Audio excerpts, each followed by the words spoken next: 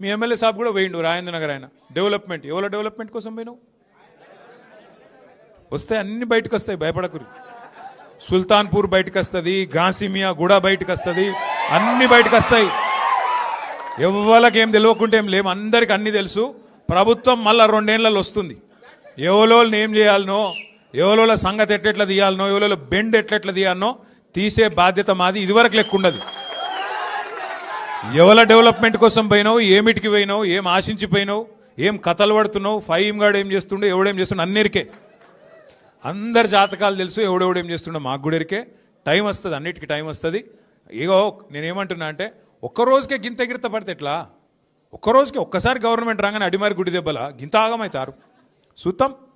పైన దేవుడు ఉన్నాడు కింద ప్రజలు ఉన్నారు మీరు తలుసుకుంటే ఎంత పెద్ద పోటుగాడైనా ఎక్కడికి పోవాలన్నా గాడికే పోతాడు